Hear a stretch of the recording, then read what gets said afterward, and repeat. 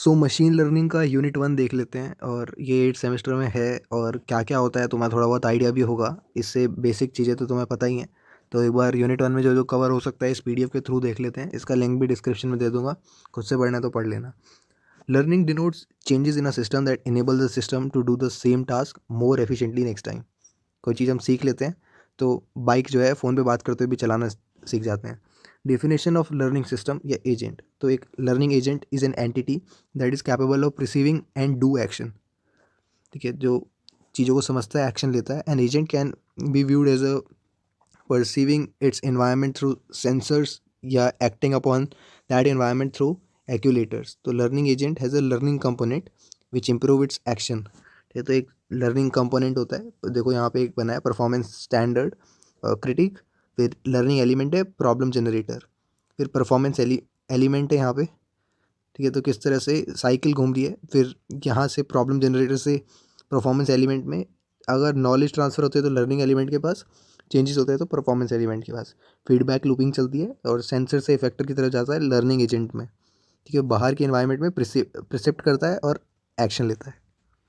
Performance element agent that can take percept and decide the action. तो ये element होते हैं। Learning element responsible for making improvement in the performance.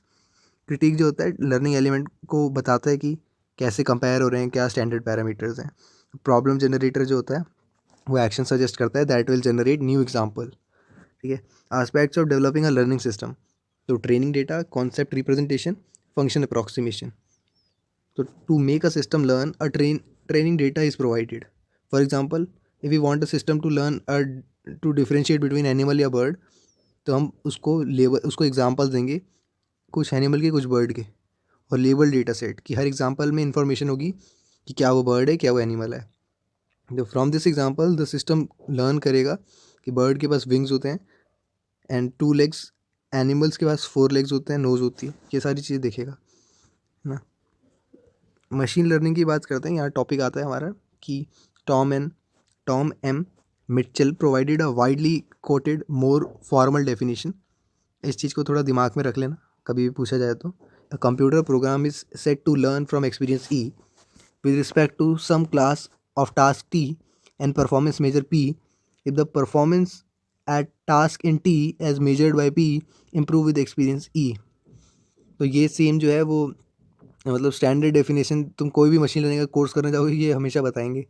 ठीक है, मैं कोर्सेरा वाले कोर्स में भी यही देखा था कि कंप्यूटर प्रोग्राम लर्न करेगा एक्सपीरियंस ई से। एक्सपीरियंस क्या है, ई है, और कोई टास्क दे रखा है तुम्हें टी नाम से, अब परफॉर्मेंस मेजर हो रही है पी से। तो परफॉर्मेंस है टास्क टी यानी टी टास्क पे मेजर बाय पी इंप्रूव करेगा एक्सपीरियंस ई को। वही कहानी को इन्होंने वर्ड्स में डिफाइन कर दी। तो गोल्स एंड एप्लीकेशंस क्या क्या है। Goals of machine learning is to design and develop algorithm that allows computer to learn from historical training data. ठीक है, तो stock market prediction, fraud detection, जैसे चैट जीपीटी का यूज़ बहुत जगह कर रहे हैं लोग, जहाँ जहाँ हम सोच भी नहीं सकते वहाँ वहाँ हो रहा है। तो वही है, एक बार चीज़ें ईजिली अवेलेबल हो जाती हैं तो मशीन लर्निंग जो है वो बहुत कुछ कर सकती है। तो speech and writing recognization, NLP, computer vision, medical diagnosis वगैरह। टाइप ऑफ मशीन लर्निंग क्या होता है, 3 तरह की होती हैं। सुपरवाइज में क्या होता है, इनपुट प्रोवाइड होते हैं और डिज़ायर आउटपुट बोला जाता है। And the goal is to learn a general rule, जैसे कि एनिमल और बर्ड वाला एग्जांपल दिखाया। ठीक है, कुछ टर्म्स समझ लेना कि जैसे लिखा है supervise learning is used in predictive analysis या क्लासिफिकेशन एंड रिग्रेशन। तो क्लासिफिकेशन रिग्रेशन की बात आएगी तो प्रिडिक्टिव यानी प्रिडिक्ट करा जा सकता है, ठीक है, प्रीवियस पैटर्न्स को देख के।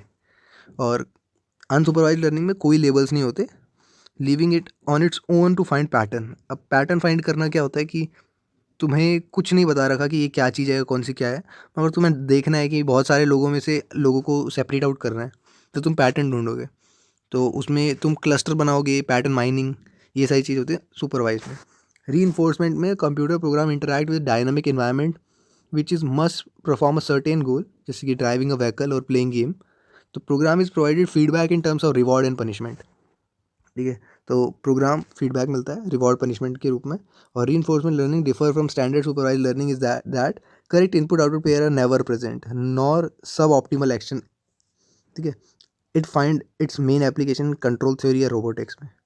तो 3 चीज़ें समझ में आ गई। सुपरवाइज में प्रिडिक्शन होती है, रिग्रेशन क्लासिफिकेशन जैसे KNN हो गया, अनसुपरवाइज में हिडन पैटर्न्स होते हैं, के मीन्स हो गया, क्लस्टरिंग हो गया, ये मार्कोव मॉडल।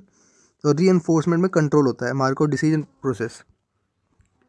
ये मार्कोव वाले टॉपिक जो है वो 4th यूनिट में भी है। डिस्ट्रीब्यूशन देख लेते हैं। Normal Gaussian distribution is the most common distribution in statistics. ठीक है, काफ़ी बार सुना है नाम। Normal distribution is characterized by a bell-shaped curve, or normal distribution curve reaches maxima at the mean value of the random variable and is systematic around the imaginary axis passing through the mean.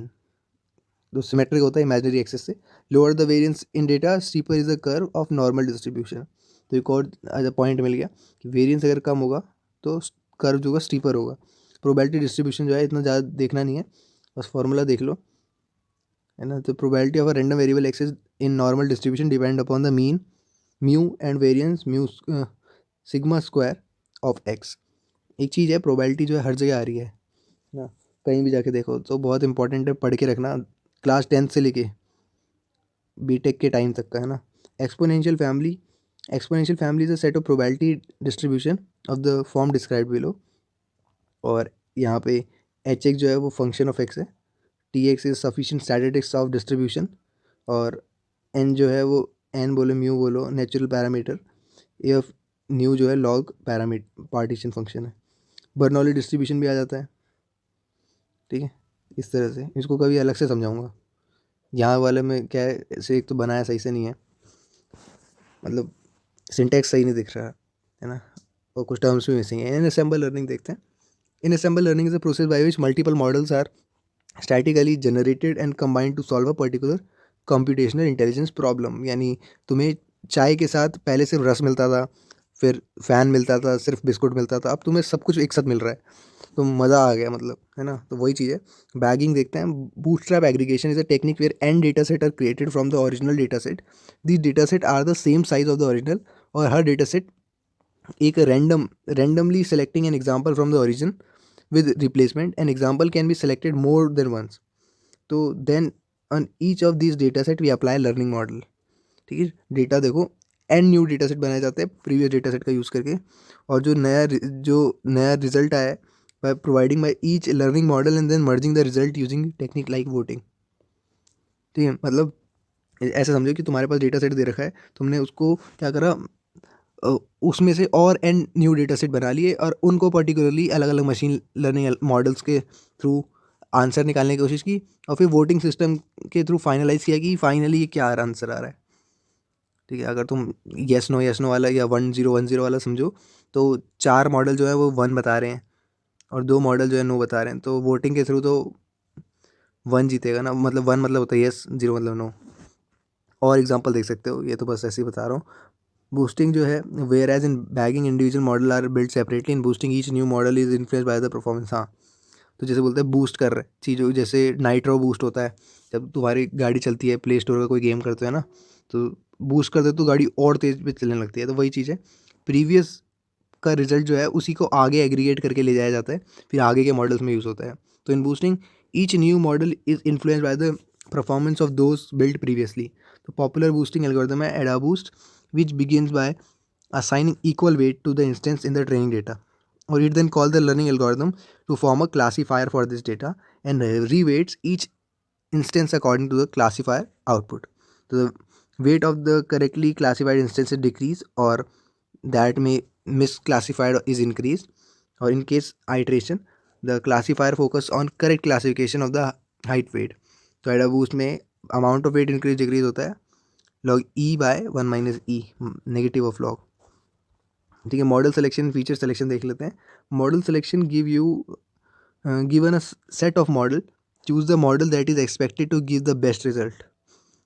Model select करना है जो best result देगा। Choosing KNN over other classification algorithm, तो choosing among different learning algorithm, और choosing parameter in same learning model, तो जैसे कि value of K in KNN, है ना, K नियरेस्ट नेबर्स। तो नियर कितने कितने देखने हैं, तो जितना ज़्यादा देखोगे, जितना कम देखोगे उतना अनसर्टेनिटी इंक्रीज होगी। अगर तुमने ये वाला चीज़ पहले भी पढ़ रखी है, क्योंकि आई हुई थी 7th सेमेस्टर में, है ना, तो समझ में आ रहा होगा। Feature selection success, selecting a useful subset from all the features. क्या feature, some feature algorithm scales computationally poorly with increase dimension irrelevant features. तो क्यों चाहिए फीचर सिलेक्शन, कि इन सब चीज़ों से बचा जा सके। Redundant features, removal of features can increase, reduce data set. ठीक है, सेलेक्टिव चीज़ों पे ही काम करना। The latter info transforms original features to get a small set of new features. How? Remove binary feature if nearly all of its value are same.